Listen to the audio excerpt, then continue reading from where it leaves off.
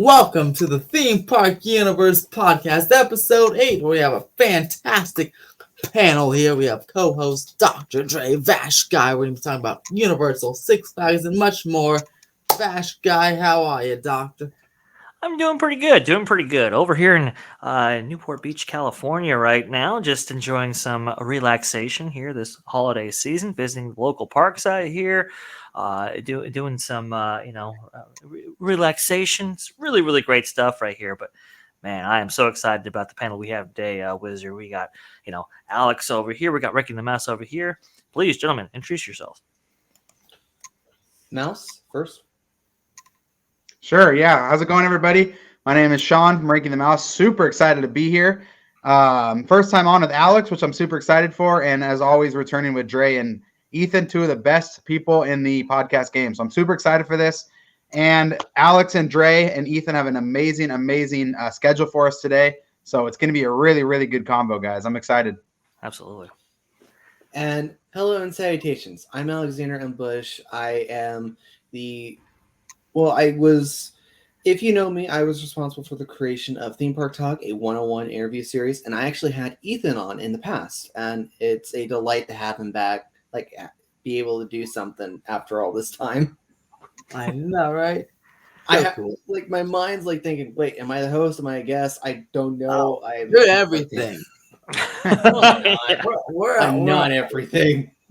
We're all hosts here. We are fair share equals. And Mr. Alex, we're gonna start with you actually because obviously we're on the inside Universal forums quite a bit, and so you know quite a bit about this Universal Europe London idea. So why don't you go ahead and give us some details of what they have been discussing on the forums there about that. Fair enough. So let's start off really quick by going back. Going a little bit back to November of 2022. Mm-hmm.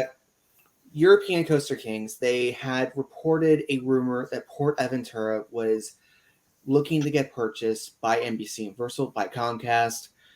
There was sightings of Universal executives. There was changing of a specific merchandising that represent the Universal brand more properly, and Uncharted was opening around that time.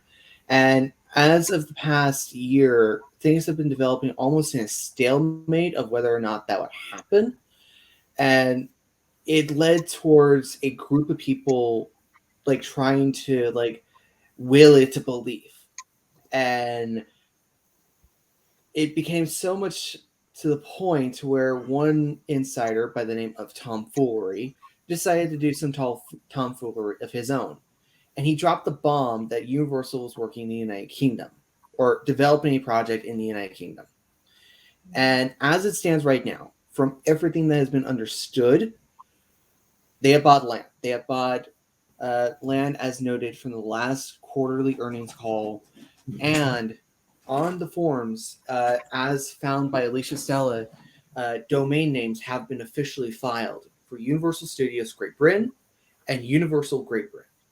And when you file a domain, it is usually through Marks Monitors, and because multiple businesses usually operate their domains through them. And so far, those have been confirmed as legitimate. Those have been confirmed as valid. And there are rumors right now from a few others that this is going to be a full-scale Universal park. This will not be a small destination, much like Universal Kids Frisco or Universal Horror Unleashed. But yeah, no, this is probably one of the biggest bombs that I think we've seen dropped in the sourcing community for this year. By far none. And what we see may not happen. There's something that must be said very inherently. What you are seeing, what has been officially documented, what has been rumored, could not happen. The United Kingdom has been more known recently. Sorry, just trying to catch my breathing. Please. Of projects much like the London Sphere and the London Resort, which is a whole can of worms that everyone knows. Right. Those have not occurred, and it's even gone to the point of the London Sphere no longer happening, at least where it is. So Yeah. for right now, that is the big thing. Right now, they are looking at a full-scale Universal Park in the United Kingdom. You made reference to the land acquisitions. I believe, Alex, what you're referring to was the K9 forms that were recently filed via Comcast, suggesting that they had made about $271 million in acquisitions for land. Which would be on par with the land purchase that was in place back in 2017 when they bought land for the sake of Epic Universe. So Okay. even if this land has been locked, it's been finalized, we may not hear this until after Epic Universe opens. Right. And it makes sense. You don't want to necessarily cannibalize that project or take away anything from that project while it's a new venture for them. This is interesting because people will know that in the 1990s, Universal did make a run to develop a park in Europe. And it was between several sites, but one of them was in the Rainham Marshlands in Essex, located in East London. They were going to spend over €1 billion there. They're going to develop a movie theme park, movie studio, convention hall, hotels, the whole bit. Even Margaret Thatcher was said to be trying to get that thing done right there. It was a 1,000-acre site. But what ultimately undid it was conservationists and environmentalists and so forth. Paris was also in the running right there. Everybody was getting all these incentives and so forth. It was supposed to open in 1994, but unfortunately it was scrapped. This is really, really cool that they're kind of revisiting these old ideas that, really haven't lost any relevancy. They're as economically viable, maybe even more so today as they were back then. And just kind of, dusting off the blueprints here. It's awesome. Ethan? I think it's absolutely fantastic. And I've always wanted to go to London myself. So, Tom Fuller is a credible source on the inside Universal Forum. So I'm excited. I believe he mentioned in one of those posts they're targeting an opening of 2030. And they'd have all unique attractions, nothing from Orlando. So because a lot of Europeans go to Orlando, so it'll be completely unique, which would be pretty cool. I think the wording is in general just not anything that was from the domestic parks. So that may actually include Hollywood here too. Yeah. So that's interesting. That was my experience too when I went to Universal Studios for the first time in Florida. A lot of UK visitors, so I understand why you don't want to necessarily double dip there with recycled ideas. New ideas is awesome for sure. So 2030, to kind of put this in perspective, folks, Disney is talking about turbocharging their theme parks division in the second half of this 10-year plan that they have. Well, that would put it at 2028. Universal is talking about maybe potentially getting a theme park open by 2030. This is how fast these things are rolling here. And it's amazing to see. Sean, what do you have to say? Yeah, and I think it's important to note too that not just Universal opening a park by 2030, but a whole resort, which is so much more complicated and convoluted than people realize, and just adding another part. And I think too, the other crazy thing about this all is the fact that, and I'm sure Ethan and most of your audience is Americans, and I think what we as Americans don't realize is how insanely incredible the theme park game is in Europe. But there's room for more. I mean, if anyone's been to those parks, you have Europa Park and Efteling and Disneyland Paris. And I know I'm missing a lot of parks. Those are just the three that come to mind, but just gorgeous, top of the game theme parks. And so adding to that, there's plenty of demand there. Dre, to your point that so many Europeans come to America, and that'll still continue to happen. America will always be, the theme park capital of the world, but there's Universal so much. Orlando is Universal Orlando. Yeah. Yeah, exactly. Yeah. So there's a lot of untouched potential out there, and Europe has so many incredible theme parks that many Americans don't even realize. So I'm excited for one more. I also think something that is very key is because of where they are looking at doing this. Great Britain, the United Kingdom. There is no competition at all for a resort destination, not even Alton Towers. There's been nothing of this scale and this volume that has been potentially coming to that region. Because usually they're kind of regional parks out there, right? If I'm not Yeah. mistaken. Like Alton Towers, Thorpe Park, Mhm. Chessington, like those. The biggest one I think there is either Alton Towers or Legoland Windsor. Yeah. Wow. Okay. Mhm. That's significant now. Ironically enough, I will say if they do go the UK route, there is a massive Harry Potter presence in London, just north of London, with the Warner Brothers tour. But I don't I think that would really impact anything with Universal, because you see that out in Cali. You have the Warner Brothers tour down there right next to Hollywood. So I don't think that would impact anything. But Harry Potter is I obviously actually disagree. a franchise I out might there. disagree with that because Warner Brothers United Kingdom was built and is home to the Potter sets, is home to the Potter showcase for props, effects, animatronics, and figures. It has King's Cross, it has the Hogwarts Express, it has the Great Hall. And I think if Warner Brothers is smart, they actually look at other IPs in their talent pool if Universal wants to work with them, like say Lord of the Rings or DC. And I think that is actually a more fair potential than Potter in this case. I think I remember you was talking about the potential for, okay, if they go Potter for UK, which is kind of the obvious, that they deliver something that's wholly unique or that hasn't been explored either domestically or internationally in terms of what the Orlando and Hollywood parks offer. Would that kind of be your sentiment there? Yeah, I think if they went with the Potter, they would have to again completely make it from different from, I'd say, the Warner Brothers experience and Right. the Orlando experience, which they could do. But yeah, I wonder what because they're quickly snapping up all those locations. So I wonder what locations they would pick. I think they're definitely. I think Comcast is definitely. Or no, I'm sorry. Who owns the rights to Harry Potter? Is it Comcast?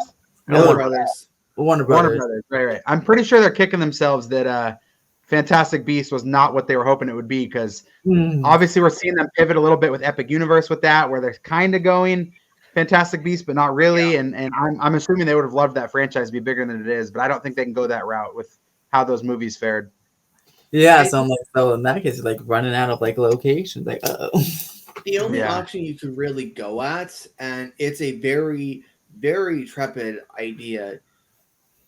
If you do Potter, you might have to base it off the reboot. Yeah, that's probably the only real way, because otherwise, why go for Potter when you have IPs like Pokemon? Who, if you remember back in 2018 when Sword and Shield was debuting, they had a Pokemon Center in the United Kingdom that basically broke entire malls infrastructure in the terms of the crowds for just one store. Yeah. Oh yeah. I mean,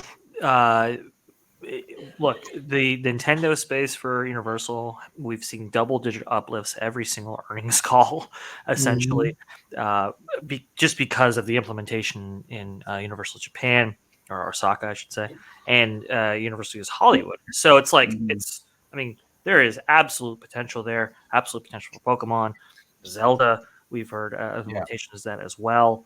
There's a range of franchise. I would think Harry Potter's going to have a presence. I don't know what it's going to be. I think the smart route is to go more reboot. Got to be represented there for sure. But the world's your oyster here in the UK. That's for sure. And go big or go home. And I think that's what they're going. Yeah, and if they put like Hogwarts again, I mean, it doesn't have to be the same ride. They can always put something else in it, or coaster or something, and just have the Hogwarts cast would be a completely unique ride. So that's something they can do as well.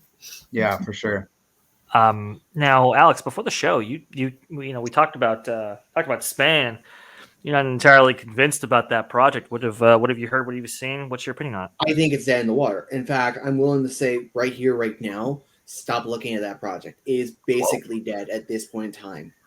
Everything that has been present, everything that has been clear, is nothing but just talk.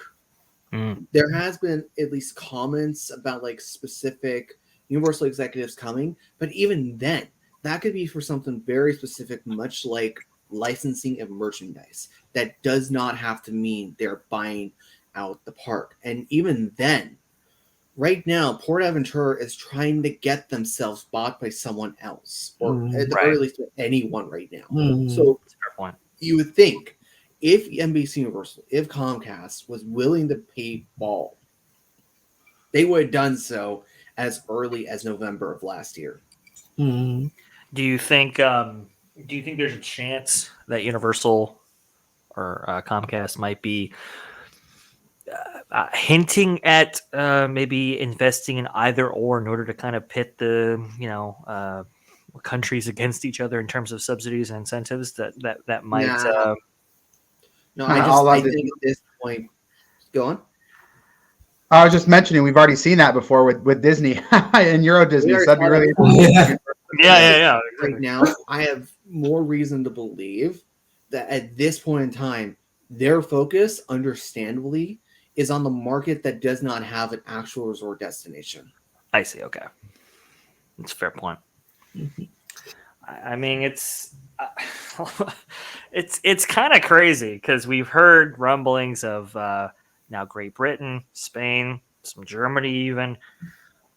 We can definitely tell that Universal wants to be in this space. It's gonna be somewhere. Yeah. It just really kind of depends. Great Britain is definitely, I think, prime time for various reasons. Not necessarily directly compete with Disneyland Paris and so forth.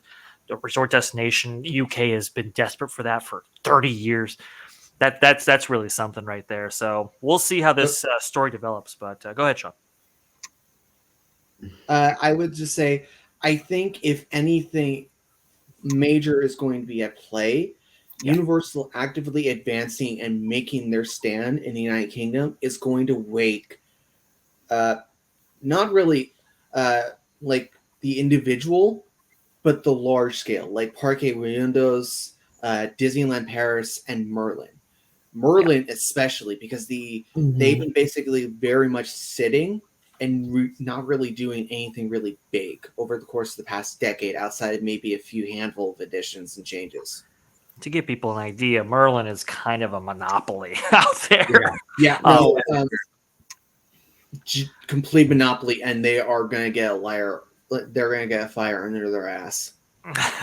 That's great to see. Now people are kind of concerned about Cedar Fair, obviously, merging with Six Flags for that reason, right? Nobody wants to see a monopoly. People, they want that competition. They want these parks to constantly expand, grow, add new attractions to their portfolio to encourage visitation, so forth. It's encouraging to see that might be taking place in Europe, but here domestically, Wizard, we got a couple of things coming out of both those places. Specifically, the Six Flags Magic Mountain. We've been confirmed. What is it? The Golden Bear Theater? Is that right? Yeah, that's right. The Golden Bear. It's on its way out. Down to the slab. Down to the slab for a nice new 2025 edition. Now, according to Mr.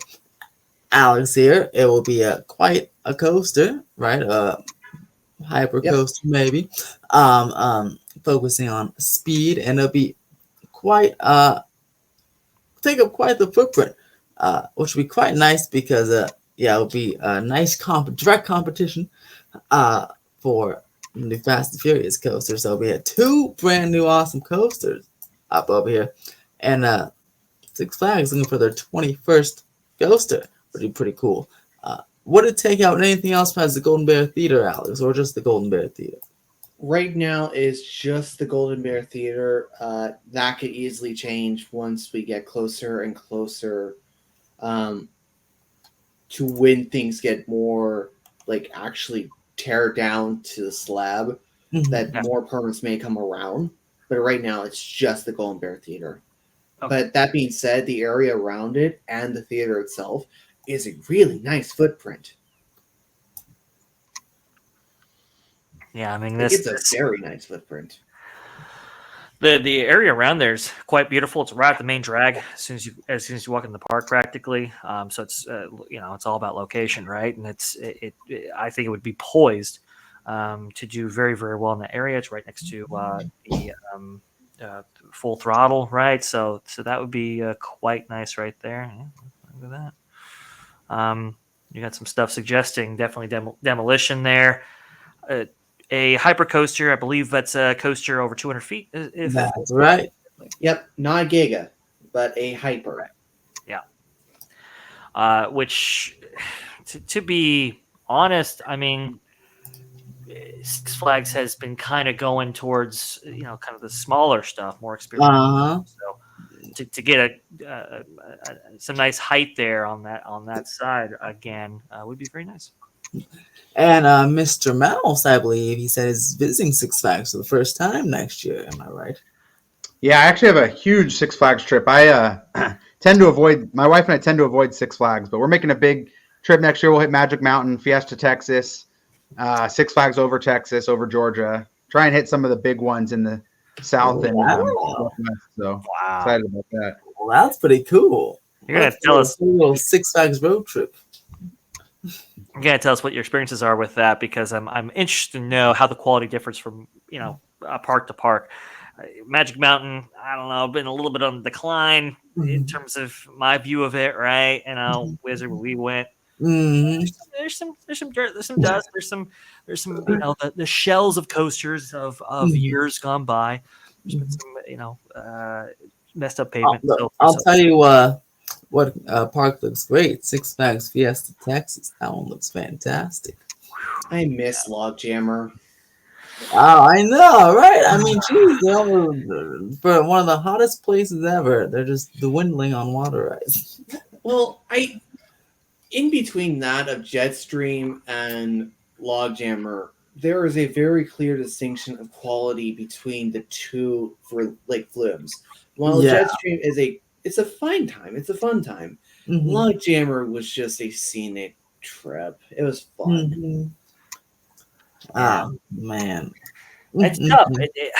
It's tough to lose some of these kind of unique experiences at these parks. I was a little bit saddened when Full Throttle was installed and replaced the old log ride that used to be out there in Magic Mountain. So we'll have to see. Hopefully, the merger with Cedar Fair will kind of encourage more of these other type experiences to be added to the portfolio. Speaking of which, Camp Snoopy expansion at Knott's. This is way bigger than I think anybody ever anticipated. Yeah. Oh yeah. I mean, what do we know about this? Where's everything going? Well, boy, looking from the video, we can see the train and those truck ride. It's getting a nice little expansion there, which would be quite nice. Yeah. And the train's getting and they're putting that little swing thing. But the best things to me are that theater. It's so cool to see a nice, like a more permanent looking theater. That looks cool. The sign. I don't know about Montezuma's, but but the rest of it looks fantastic, and the nice renovations. But again, poor Montezuma. I will say this: the fact they are finally getting rid of the Huff and Puff, it's sad, but at the same time, it's been on Jeff's doornail for how many years now? I remember riding the Huff and Puff when I was like 3 or something. That's a long, long time ago. Listen, it's a long time, but the Huff and Puff is the most distinct memory I have of that specific area. It's always the Huff and Puff. It's. I think. I think as these parks grow and expand, and as they kind of distinguish themselves from somewhere like Legoland, or even just like a regular community park that you can go to, people are looking for mechanized attractions that they can put their kids on. Makes sense that they would get rid of the Huff and Puff, but the sad part is Montezuma's Revenge. It looks like where everything's going to be placed here and where these attractions are going to go, it seems like Montezuma might be getting the permanent axe. Hopefully they build these things where something like that could be incorporated in the future and wouldn't disturb anything that they're implementing now. But man, it's real sad to see that project go from oh, we're gonna rebuild it, we're gonna retool it, we're gonna have various launch profiles, we're gonna have new coaster cars, we're gonna make this Schwarzkopf the best it's ever been, and now it's not even a thing anymore. It's real sad. I think the thing that upsets me about it is just because they could have actually, like, we won't know until January, until the ground starts getting moved around and all that, but they could have worked with Zamperla here on this. Zamperla does have shuttle models. They could have done something to at least preserve at least some part of Montezuma's legacy, even if it means you can't just do like a retracking of the attraction anymore. At the very least, a shuttle coaster honoring that of the Montezuma name would still be a great call. But if you've been looking at the concept art and you've been looking at how the High Sierra is positioned, there is no other way for this to not take over Montezuma. Yeah, and the point about Zamperla too, they're working with Cedar Fair right now for Top Thrill 2. Is that right? Yeah, and they're actually working with Knott's on the additions of the family coaster, the swing, and the expanded Jeep. So they are working with Knott's. That is, it's so sad. It really is sad to see such an iconic classic coaster like that go. It's something that had just been added to what is it? It was the Themed Entertainment Association who added it to the list of attractions for historical significance. I mean, I think that was Ace, wasn't it? Yeah, I think it was American Coaster. Yeah, American Ace. Coasters. Okay, cool. The American Coaster Enthusiast. It's just really, really sad, and I'm encouraged that they're kind of shaping out Camp Snoopy in the way they are. That's been a lovely area for forever now, ever since it was first opened in the 1980s, if I'm not mistaken. So it's great that they're kind of adding to that and kind of rounding it out. But sad to see such an iconic coaster go. And if you're looking for iconic coasters, what is it? Accelerator back on, running again. That's great. That's fantastic. Been down for 2 years. They repainted it, and everybody thought, "Oh, I can't wait to ride that." Now we're finally riding it, so that is very encouraging as well. Mouse, what do you think about the Camp Snoopy renovations? Yeah, it's an absolutely incredible addition. I mean, Camp Snoopy was always a great land, but it didn't fully feel fleshed out in a way. Like there was some parts to it that felt like they didn't go all in, and this is all in. I mean, this is incredible. You get rid of Timberline Twister, which didn't really fit in Knott's. I mean, this is a janky, pretty tiny coaster, and replace it with a legit family coaster. I mean, that's just incredible. And like you said, Ethan, you redo the theater. It's just an incredible addition. They're gonna have campfires at night, which is just absolutely genius. Cool. Like, why didn't they think about that before? It's just everything about it is an incredible addition. I think it's near perfect from Knott's, and I'm super excited to see it. Yeah, I do hope though that the Ferris wheel gets moved to the boardwalk. I doubt it will, but I think it'd be great to see that just to add some more kinetic energy. That'd be cool. Because the Ferris wheels do fit on boardwalks. That'll be actually a pretty good idea. It's a decent idea. I like that. Boardwalk area needs some desperate help. Like that. Yeah. It is a lot right there. Hey, maybe that's the next step. Just keep going around in circles. It's pretty nice. Unless they flip an Uno reverse. Oh yeah. And then up the street, just up the freeway, we got a nice little Fast and Furious update for you guys. Here. Oh yeah, please. From today, yeah. They're finally showing some nice marketing on the wall there. You got the nice new ride. Get ready. Coasters coming in. Yeah, it's pretty cool. But you gotta give a shout out to the viewers. If you guys aren't following Theme Park Wizard on Twitter and YouTube, you guys gotta follow him on Twitter because so many good Fast and Furious updates from Ethan on Twitter. So definitely hop on that. Yes, please follow me on Twitter, or X, or whatever you want to call it, and Blue Sky. I don't know how that works. I guess you need an invite code for that one, but I'm on there too. But they're trying. They'll get it fixed. if anything, I think the bigger talk here. Well, this is a great update to see just the them finally marketing this coaster for the sake Mhm. of the park guest view. Sure. I'm actually curious on the other side because if you've been looking at videos like Theme Park Obsession and Theme Park Wizard, they've been working very quietly on rebar and prepping for the site Yeah. as it gets vertical. And as of, I think, 3 days ago, the first major forms have been officially going up. And Mhm. now there's like full on line of rows for the sake of the station and the maintenance. And we just got not one but two shipping manifests coming out of Germany, where Intamin is located, if I'm not mistaken. Getting two Italy. coaster. Oh, Italy. Sorry. Hey, For hell, Intamin, yeah. I try. Getting Yeah. coaster track shipped to the Universal setup. Is that correct? Let's show the folks. Let's show them. Let's show them the receipts. All right, hold on here.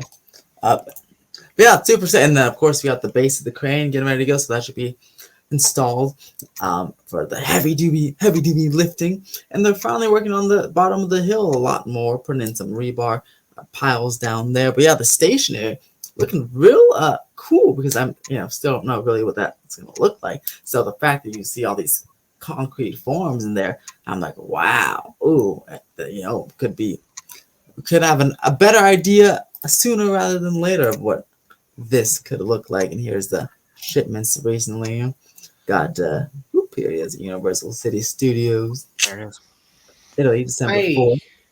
And I think it's really amazing just to see this finally gets to a point where we are going to expect track in the coming weeks. And we don't know where it's going to be stored, if it's going to be off-site or if it's going to be at H Lot or the ET parking structure, which I would actually like to talk about something in particular. Sure. About H Lot for a sec. So Theme Park Wizard may have noticed this as I posted on the Halloween Horror Nights server, but I don't think H Lot's going to be used for staging for Fast and Furious. That does not seem to be the case. So when we see Fast and Furious work commence, for the sake of track arriving, we may want to look to where the ET structure was, where props were for Super Nintendo World. Yeah, which is on the basement structure of the ET. Yeah, that may be the place to look because H Lot, I believe, is going to get purpose-built venues for Horror Nights. Yeah, I remember Wizard mentioning something about that.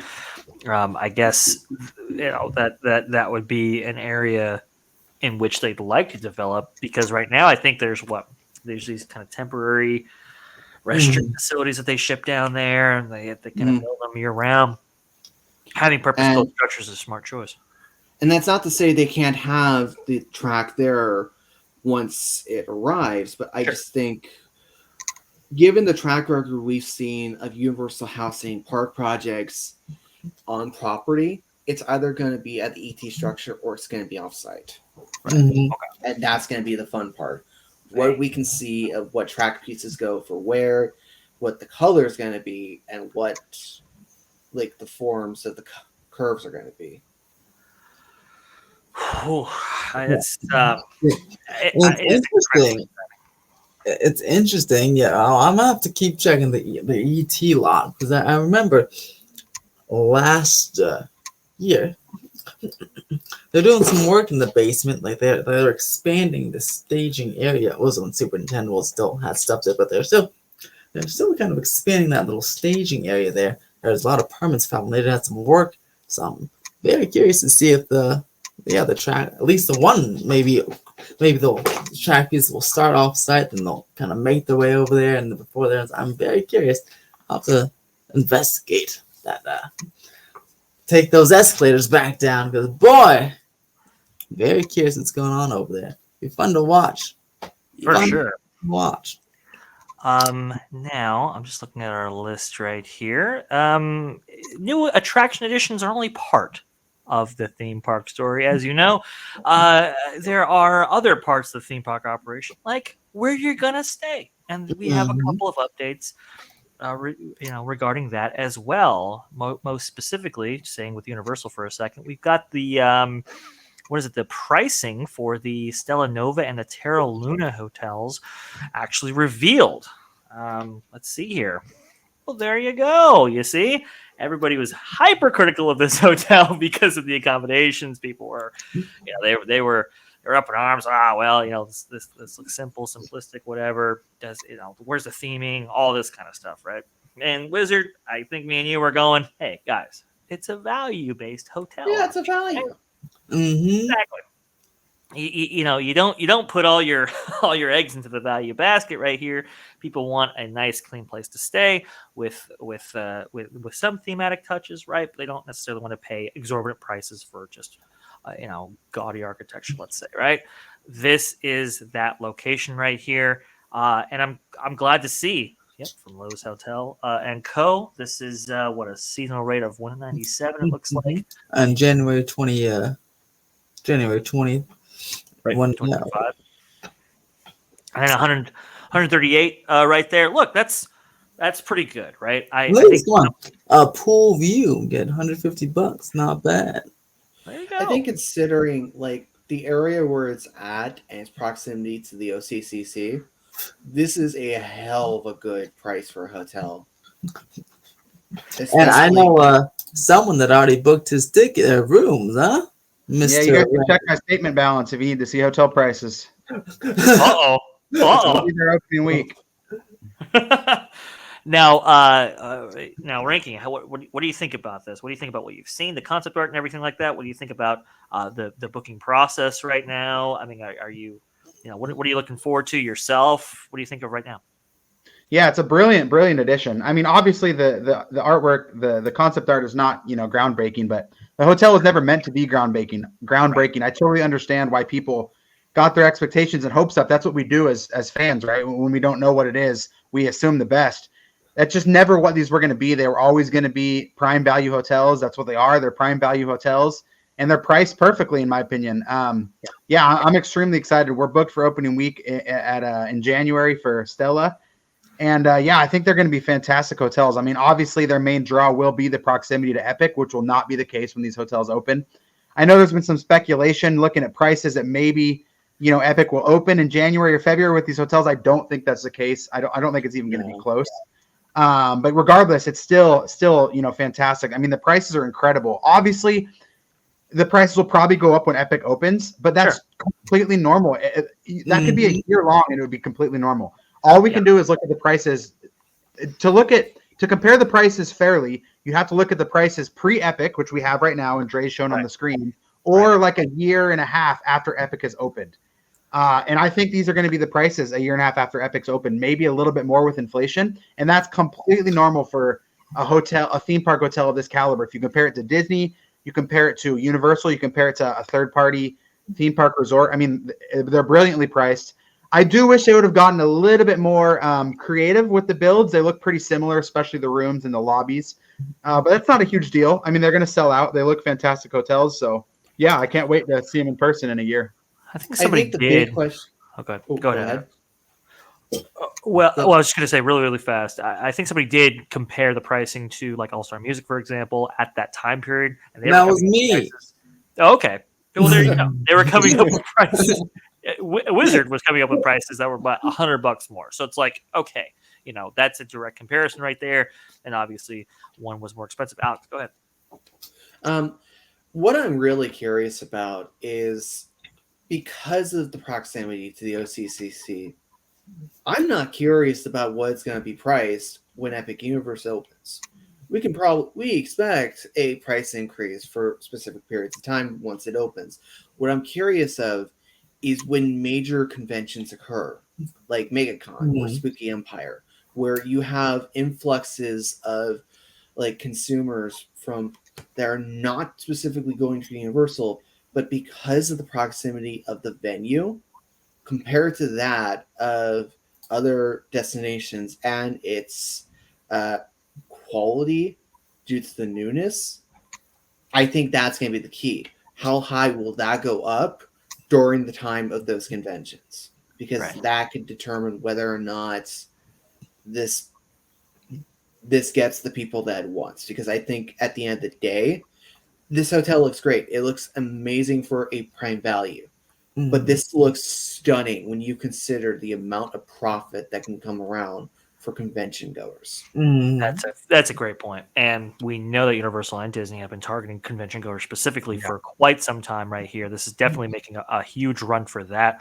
We have heard that Universal might be in the process of buying up a bunch of property between Universal Core, or at least what I consider it to be, a Universal Studios Florida and Universal Studios Islands of Adventure.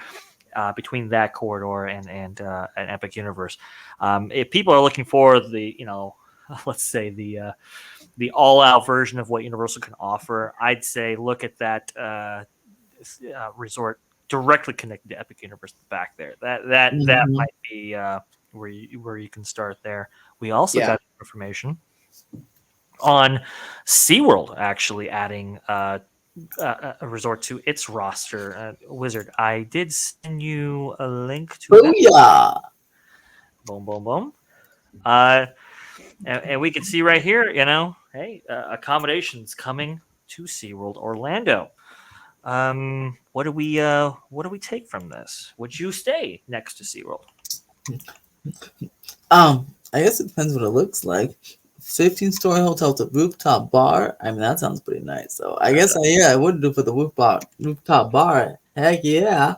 And an elevated boardwalk into the theme park. That sounds pretty dope, actually. Wait a second. I can't wait to see concept art.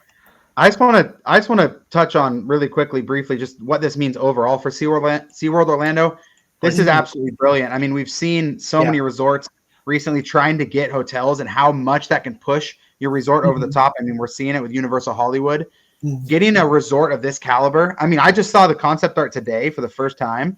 But even before seeing the concept art, I was thinking this is brilliant for SeaWorld Orlando.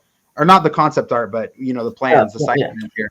But seeing these site plans, I mean, this would just be an absolute game changer for SeaWorld Orlando, because instead of just getting people for like 3/4 of a day, while they're staying on property at Universal or Disney, you're going to get them trying this out for a couple nights. You're going to get tourists actually coming to your resort now. So in my opinion, this is a fantastic move by SeaWorld.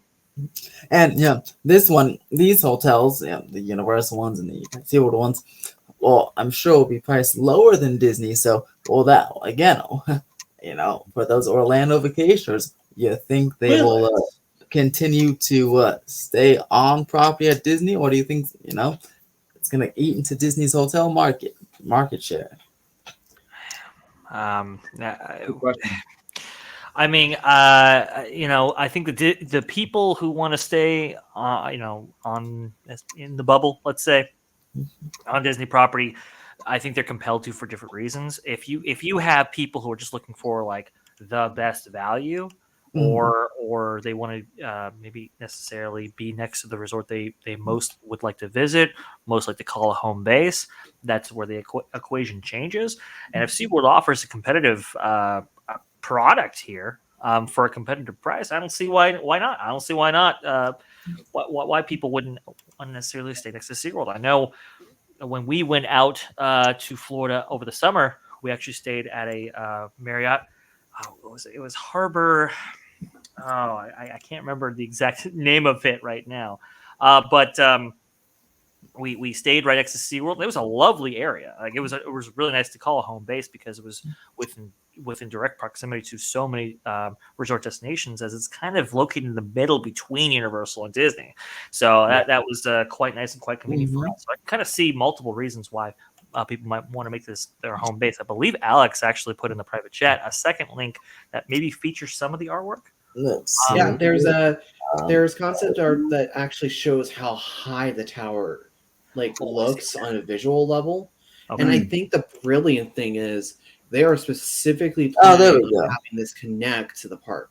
Because if you look, and if you know exactly where this hotel is going to be, is next to the Nautilus Theater, which if you are looking at SeaWorld, the Nautilus Theater is next to that of Mako, is next to that of Infinity Falls.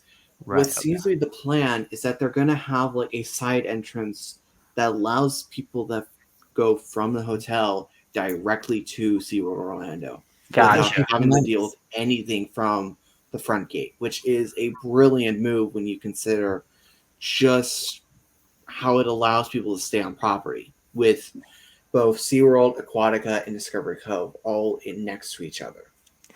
Cypress Harbor, I just remembered. That's where I stayed. Cypress Harbor. You're right though. That the park is it's interesting because it's got that central lake feature that you kind of had to walk around, and everyone's got to get to the back of the park anyway. So positioning an entrance specifically for hotel guests that get them to the place that they want to be, like you said, Alex, it's a brilliant move right here. We can see kind of what they might be thinking about in terms of a height perspective, maybe in terms of a rough concept for this this place right here. Hey, I think it looks, pretty decent, pretty good as far as I can tell. Hopefully, they don't cancel this time. Yeah, seriously.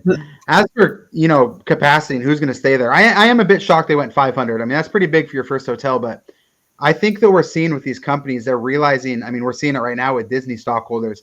They're realizing how important theme parks are for the future, and I think that that's going to be a huge investment. I mean, Orlando is bursting at the seams. It's ready to take in more people. I mean, we're seeing massive resorts going up. There's a massive resort going up right next to Disney called I'm going to forget the name. It's a. There's no theme parks, but it's a hotel in Evermore, I think it's called. Oh, I and think that's like there's also that's looking like in a couple months. I think maybe even in January. So I mean, Orlando's bursting at the seams and it's ready to burst. So I think it's really smart by SeaWorld to position themselves here. You were going to say, Wizard? Oh yeah, I think Evermore. And I think there's another, like is it a Westin or something? I don't know. I feel like there's a couple, but yeah, I know exactly what you're talking about. They look beautiful too. Wow. Yeah, it's gorgeous. It's going right next to the Four Seasons, which is over by what's the rich neighborhood in Disney World? Oak. I'm forgetting it. Golden Oak. And I mean, it's like 1,000. They have villas and condos and hotels. It's gonna be like 1,000+ rooms, and they're expecting to, fill it. Obviously, they're hoping to fill it, but we'll see. But point being, Orlando is bursting at the seams and is ready to, continue to grow and grow. So it's very interesting. I think MCO is going to need some big additions soon. I'll say that. I think it's one of the reasons why they went with a 500-room hotel. Also, too, it's directly connected to the park. So if you have direct access, that adds a lot of value as well. And absolutely. So I think that's kind of why. I do agree with you. Pretty ambitious, but hey, I like the ambition. I like the maybe the 500 rooms get taken part due to its connection, much like the Stella Nova and Stella Luna. I butchered the name. I know those names the Alicia Stella Hotel. I'll just say that. There you go. So I think maybe the 500 rooms is because of the connection and how close it is to the OCCC. Because with those 3 hotels nearby, that gives a lot more rooms for the sake of convention goers to be able to quickly get to the property. Yeah. It doesn't even have to be SeaWorld.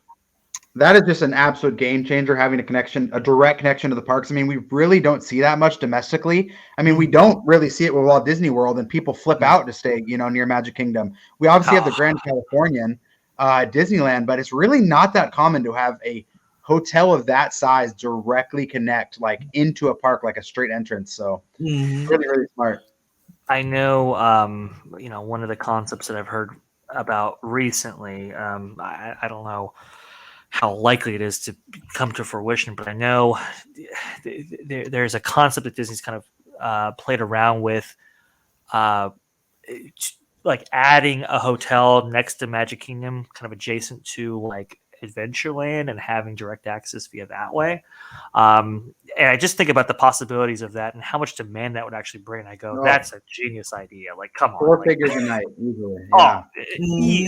Easily. It'd be one of the best.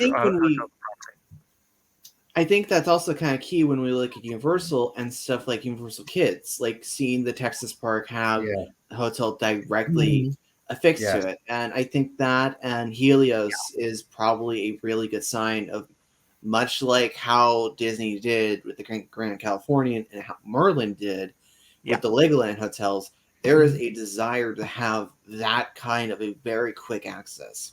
Absolutely. Those Legoland hotels, oh my gosh, when you talk about crazy prices. I mean, those can go up over $300 a night, and it's not a great hotel. I stayed there once. I mean, it's a solid hotel, but if you're charging $300-$400 a night, Yeah. and like Alex said, it's because of that. It's because of that direct entrance. That's an insanely hot commodity for sure. Listen, you pay that price because you want to go see Peppa Pig. Do you want to see Peppa Pig? Location. That's what Location. it's all about. We're getting another Peppa Pig in Texas next year. Let's go.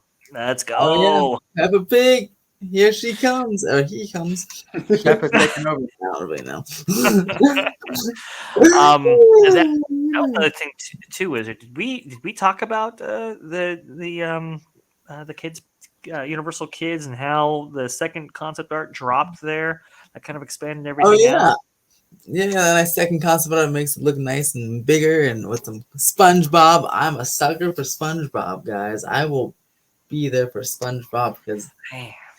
that's my homie, guys. That's my. I'll kick all those kids out, and I'll be like, "Excuse me, I gotta get on the SpongeBob ride." Leave it to Universal to come out with initial concept art that is trumped by the second concept art that comes out, and where they expand and they add to it. I mean, oh man, there's so many great things going on in this space right here. Universal is just firing on all cylinders. I'm super excited to see what comes of these different parks and resorts. But speaking of accommodations, we got to talk about Disney. New concept art just dropped for the cabins at Fort Wilderness right here. I really want to get your take on it, Sean, because I know you're all about the lodging. You're all about this aspect of it. Yeah. I want to get kind of reactions of the panel. What do you think about this specific art right here? I know a lot of people are kind of upset. There's some controversy That's a surrounding it. cabin. That's a cabin, yeah. now we're Yeah, I think there's definitely pros and cons. I absolutely think that the outside is a miss. I think that they should have gone the more rustic look. I think that these are not going to fit well in the area. Yeah, but I realized why they had to do it. They had to cater to DVC, and DVC is not going to take that rustic look. The interiors are freaking amazing. A huge upgrade. I don't know if many of you would say to the old cabins, but the interior of the old cabins were just not cutting it, not for a moderate hotel. I don't love them being DVC, but I understand why they're doing it. DVC needs more capacity. I'm hoping that the cash rate for these, because Disney has been selling cash rate on DVC resorts a lot more. I'm hoping the cash rate is not bad because these could be a great hit if the price isn't too bad. The exterior is a miss for sure. The other con being it doesn't look like they have washers and dryers, which is really weird because every single DVC one bedroom has washer and dryers. And DVC is advertising these as one bedroom accommodations. And they sleep 6, which is great because most DVC's one bedroom accommodations sleep 5. But not having washer and dryers is definitely going to be a miss for most DVC families. Yeah. But look at the nitpicks. Other than that, I think it's overall a big positive. I think that Fort Wilderness was a little bit underutilized, and I hope that they keep it utilized, but they need to keep it rustic, and they missed on the exteriors for sure. Alex? Yeah. So exterior wise, it looks like a high-tech mobile home. It looks way too much like a high-tech mobile home. Like it looks like a posh mobile home, like one of those like hoity-toity motor homes for the ladies. And I'm like, that's not a modern cabin. I've seen modern cabins. I live in Seattle now. I have seen what actual modern cabins look like, and that ain't it. But at the same time, the interior is actually quite nice. It looks very cozy, and the lighting and the coloring is actually very good. And I think that's what's probably impressing me here. The coloring and the lighting. And I've never been in a DVC hotel. I've never been in a DVC room. I'll specify that right now.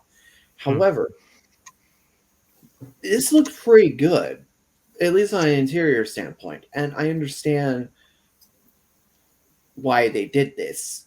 But I think it has to depend on how it looks once it's finalized. Once we see beyond just the conceptuals, how the lighting of the room will affect things. We just recently saw from an investors conference that Disney held on Walt Disney World property that DVC has some of the most potential in terms of revenue growth, revenue generation for this segment of the business, being parks, experiences, and products. So it makes sense that they would want to augment DVC as much as possible, grow that unit out. We know that Reflections necessarily didn't happen. So what's going to take the place of that on the balance sheet on the fiscal year? It's going to be something like this. They had to change things up in order to accommodate that DVC customer, as Ranking so eloquently put.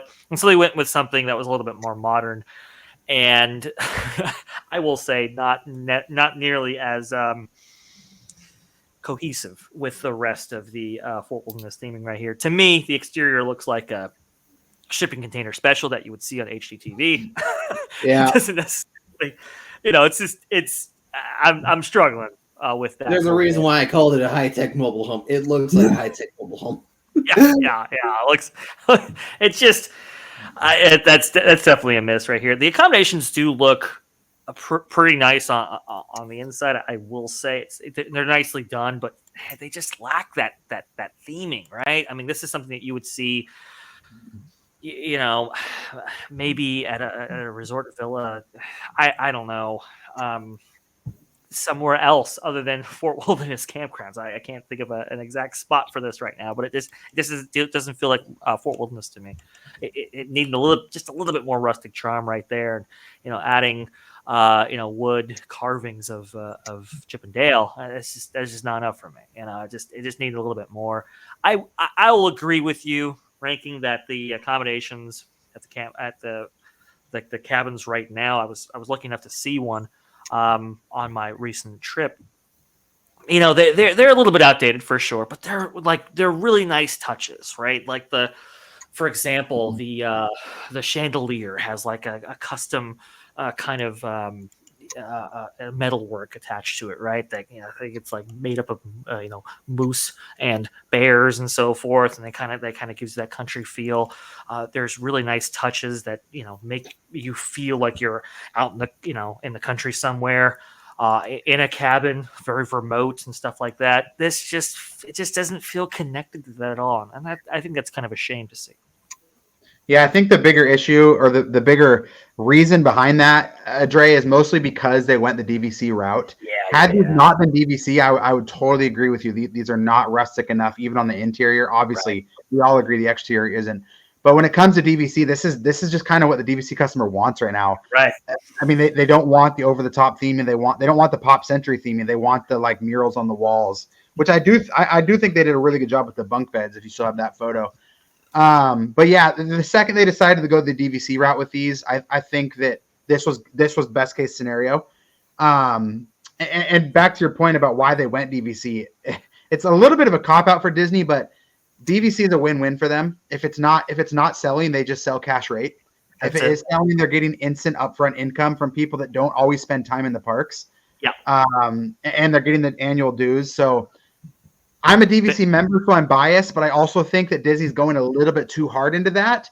But I can't fully blame them because it is a win-win right now. There's not really a loss in there for them when they go DVC. And we've seen, with the recent, just with how the world is right now, investors want quarter-over-quarter growth. They don't really see the big picture. They see the short term, and DVC supplies in the short term, like you were pointing at, Dre. So it does. You can't argue with it. Unfortunately, I just wish if they were adding accommodations and capacity for accommodations, that they would add attractions in the parks as well in order to meet that. They're building the Poly Tower and all these resorts and not adding anything to the parks, and they're banking on hoping the DVC fans just aren't going to go to the parks. But that's just a really dumb thing to bank on. What do you mean? Don't you just want to be crowded and congested like a can of sardines? Yeah, I know, right? We saw that. I just recently retweeted somebody's video showing the line for the monorail at the Grand Floridian. It was just insane. I don't know what specific instances transpired in order to create that effect, but you have to think if you're adding stuff at Fort Wilderness, if you're adding something like the Polynesian DVC Tower to the monorail line, at a certain point, you're going to have to address this kind of infrastructural problem that we're seeing at Walt Disney World, both in and outside the park. It's going to be very interesting to see how that transpires as we go forward right here. But it's just kind of sad. You're seeing all these improvements from all these different theme parks that we just talked about from all over the nation, how they're adding to the roster, the portfolio of attractions and so forth. And we're just not seeing that from Disney at all. It's so frustrating. It is so frustrating. Don't you want the housing in Pennsylvania? No. Yeah, the other thing too, Dre, to your point with Walt Disney World, they built the Skyliner and it opened, and then COVID hit and shut down, and everyone kind of forgot about that. But what the Skyliner did is it connected all of the Disney World parks. Now it's way easier to get to Epcot, which makes it way easier to monorail over to Magic Kingdom.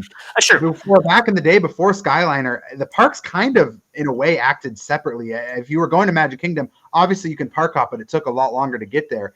Now that everything's just so much more connected, it really puts an even bigger strain on the parks, and they're just not expanding them. I mean, the closest we've seen is Blue Sky. That's 5 years down the road. Alex, you were saying? Well, I think at this point, the only real connections that are really left to be made for the sake of the Skyliner is obviously the water parks, Animal Kingdom, and Disney Springs. I was just about to say that, yeah. And at this point in time, I think where they're probably looking at this realistically for the sake of the next 5 years, they're probably going to keep looking at improving just the overall quality of what they currently have, and then adding the additional connections for the sake of the gondolas, but not really adding anything in turn, just like upkeep and update. Yeah. And that honestly, is that what they call turbocharging? Turbocharging is what happens when the United Kingdom lights something under Paris's ass. Well, they're about to send over Comcast big fat check to turbocharge their park, so maybe that's what they meant. But I will say though, I do genuinely hope at the very least once we get to 2025 that we see a clear and cut decision on what exactly is happening domestically, because at that point in time, and I don't know if I'll be here on another episode, so I'm going to say this now. Oh, you'll be here. We will be 3 years out from that point on, not only just after Epic Universe, but also 3 years till, 3 years from 2025 to 2028 when the LA Olympics occur, and Disney needs to be prepped. You would think so. I mean, if they announce anything, start now. If they announce anything, it's going to take at least 3 years, if not six or 7. Yeah, and if you're looking on that, if you're working on that time scale, you got to do something, and you got to do something quick. Like we said, guys, like yesterday. Yeah, they're talking about Universal Great Britain in 2030. And they're not even talking about announcing anything at that point. They're talking about getting open by that point. So the competition's heating up from around the world, and I would hope that Disney makes a decision soon here on what they're going to do. It's just what we're hearing from Burbank is we're gonna kind of put it down the road there a little bit. Meanwhile, Epic Universe is only a couple years away from opening up, and the center of gravity will shift. There is no question about that. The question really is how much, and what kind of revenues Universal can expect, what kind of attrition Disney can expect in both those revenues and the demand from guests. So we'll have to wait and see on that. Let me take a look here. Just kind of going over the list here, guys. I would actually Oh, go ahead. Let's talk about the fact that Peter Pan is returning the Fantasmic. Yes, I like that. Because nature is healing. Nature is healing. What did you just do? See? I'm not the only one who likes the Pirates of the Caribbean segment. I mean, the Peter Pan segment's incredible, absolutely incredible. The Pirate segment at Fantasmic is one of the greatest 5 minutes in a Disney theme park ever. Wrong. So it's better than the Pan version. The Pan segment's top 5 segments of any nighttime spec. So I think okay. Hey, we needed some disagreements. There was too much agreements on this show. Hey, that's fair. Hey, listen, Okay. I will disrupt this for once. Let's see. So I think the original plan to for the Pirates of the Caribbean segment, right, where they were going to have maybe projection mapping on the actual actors themselves. They were going to be coming in at the twilight, like you see in the movie right there, going from skeletal form to real form. I think that would have been absolutely fantastic. Some of the choreography is genuinely good. The additional acrobatic of the Keira Knightley character kind of hopping around right there. That's kind of a cool intro for that scene. The projection mapping on the actual island is very, very cool to see. There is good stuff to be had about the Pirates of the Caribbean segment, no question. However, the lighting is very, very dim, so a lot of that choreography can't be seen all that well. The writing for that segment, man, if I had to hear Jack one more time, I'm just going to lose it. I see it in my dreams, Dre, and I'll be calling you up, speaking that into your speakerphone tonight. Oh, don't do it. Oh, my God. So, Jack! Oh, man. you would prefer Jack or instead of Peter? Well, I maybe it's the British accent. I don't know. And she doesn't say it nearly as much as the Caribbean segment says Jack. But the Peter Pan segment, I don't know, man. We'll see if we can get TikTok back. The crocodile that follows that. Yeah, TikTok. That adds a lot of a lot to that scene as well. But it's just, I don't know. It's much more bright. It's much more colorful. It's much more whimsical. The music, I think, just fits a little bit better. As amazing as that Pirates of the Caribbean score is, I just think that the notes hits there. They just hit on a different level. I understand there's nostalgia there, to be fair, but I just think it just works slightly better for that segment. But I don't know. Maybe I'm in the minority here. I think Peter Pan just works in general over Pirates because of the tone that Fantasmic is trying to do. It is trying to be a celebration of Walt Disney Animation. It's trying to be a celebration of the animation sector. And at that time, Peter Pan allows you an ability to use the Columbia in a way that is inherently sensical and whimsical and high form. And I think I prefer that over the jaded live action, just like I think I prefer that over Barbossa in this case. Okay. All right. Sean? Sorry, I haven't really had as much time to be able to experience it as I would wish, but I do understand that there are people that really like the choreography in Pirates. There is a great stride in that compared towards Peter Pan. But as you mentioned, as you very much mentioned, it's just a tone shift that I don't like. Okay. That's fair. Sorry. Well, on the live action front, it's interesting because one of the original concepts for Fantasmic, before it actually opened, was an idea of having the Nautilus actually come out from stage left while a huge attacking, squid, right? Attacks the Nautilus from the other side right there. And they had this kind of ferocious battle in front of you while Mickey is on the island actually playing a huge organ. Radical concept. So there were ideas to play with live action as well as animation. As Fantasmic opened and developed, I think people innately associated it with animation to the point where, like you said, Alex, when live action is actually introduced that many years later, people were like, whoa, that's kind of not necessarily used to that being implemented in that way. Sean, I mean, you going with Pirates, you going with Peter Pan? Have I convinced you? Well, no, you haven't convinced me. I'm still going Pirates. I don't think that I have a sound or passionate enough argument for one or the other because I love Pan so much. Gotcha. And because the fact that we're having this topic means that Phantasmic is coming back. And that is such a better conversation than being pissed off that, the lagoon's been empty for 3 years with no show.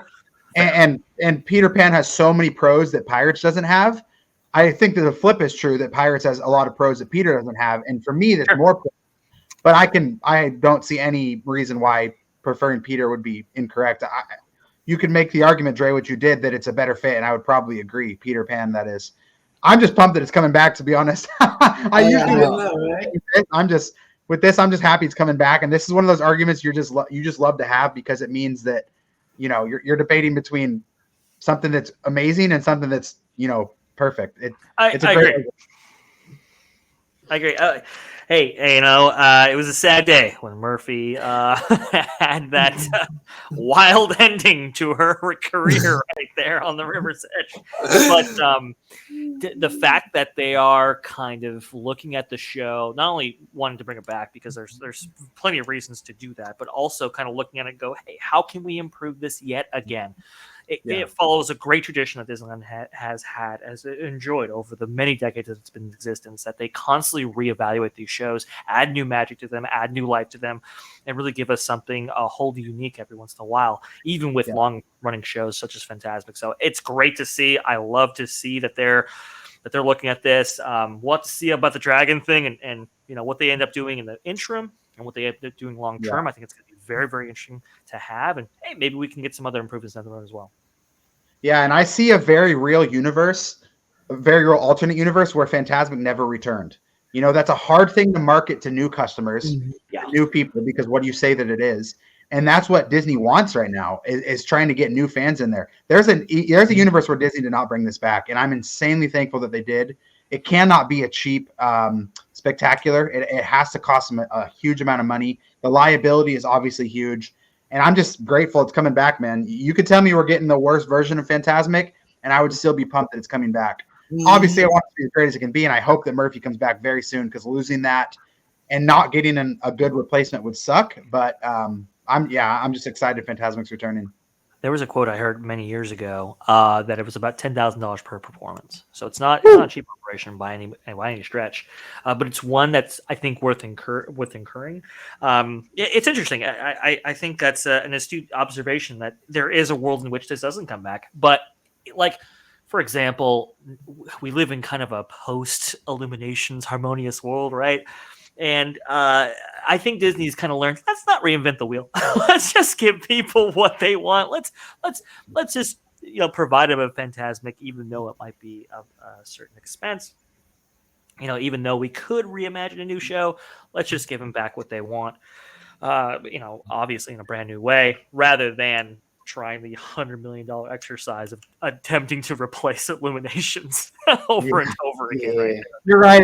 That's a good point, Dre. I'm sure Disney's licking their wounds from that still and thinking, let's just replace Phantasmic, because the R&R and the physical building of that show, the construction of that show, not to mention all the pyro that went into it, for it to just be done is crazy.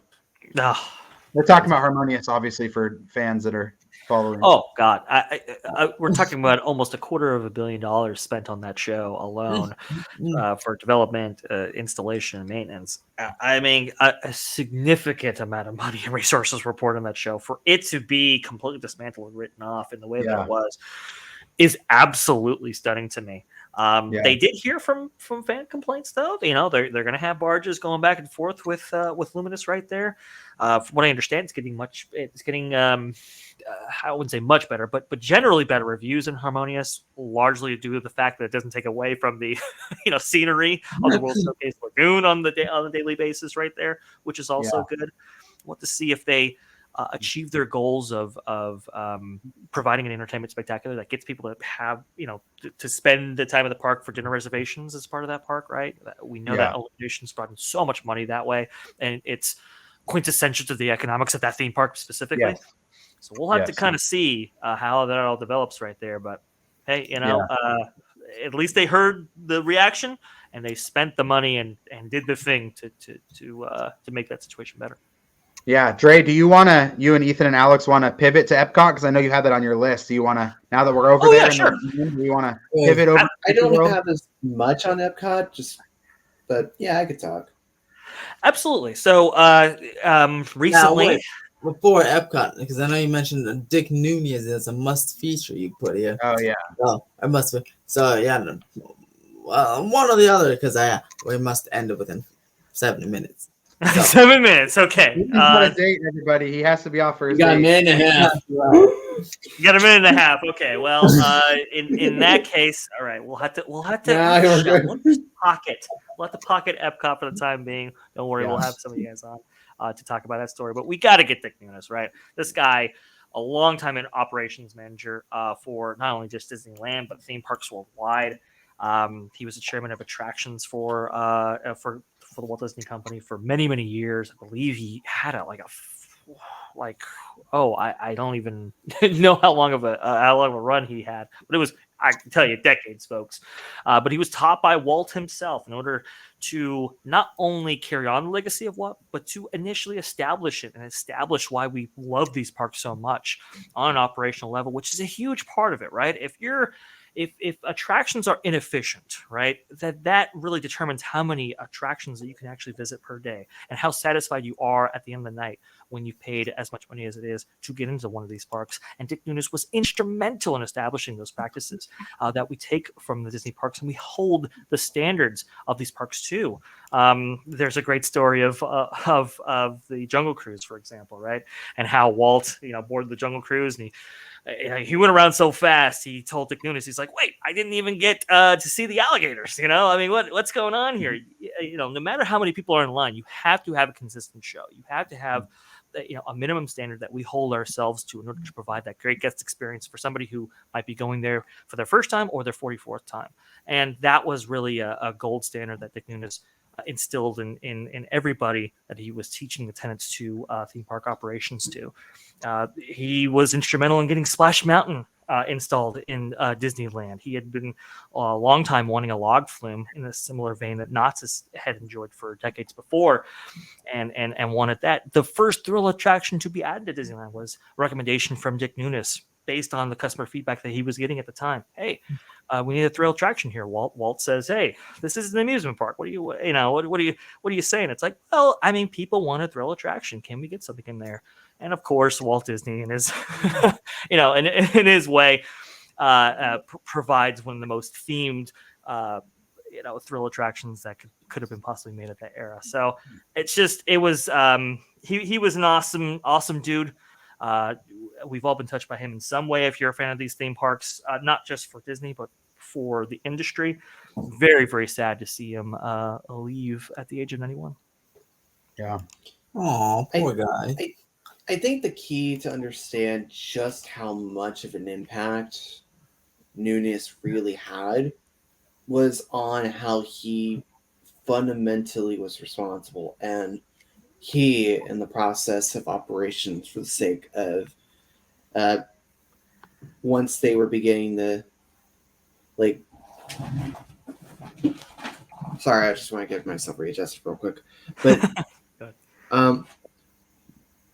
the operations for the sake of Project X of Walt Disney World, and how influential that Nunes really was in the process of figuring out, okay, how does this work compared to Disneyland? How does this work compared to the market? And how can we use this to the best advantage alongside training those that we can? And I think that is the key. Nunes' legacy alongside that of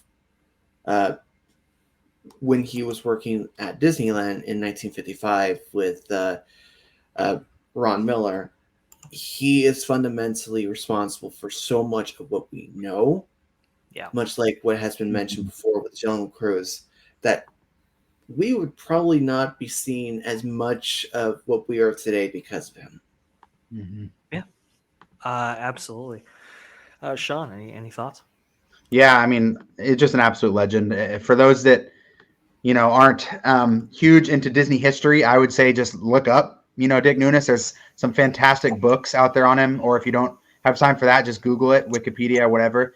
I mean, just a legendary, Disney figure, and it's sad to having this conversation because it means he passed, but we're also thankful for his legacy and just, like Alex said, so much of what we know with theme parks today, and not just Disney, not just Universal, but the amusement park world as a whole is because of Dick Nunes, and he had a huge part in that. So yeah, an absolute Disney legend. He deserves that honor, and I'm glad you brought this up, Dre. A great place to see him, by the way, is going to be the Secret Stories and Magic special that was produced for the 50th anniversary of Disneyland. He's featured heavily in there, and you can see him there with his great charisma and charm. Just awesome. Joe Rohde had a great write up on his Instagrams featuring a story. I encourage people to look up that.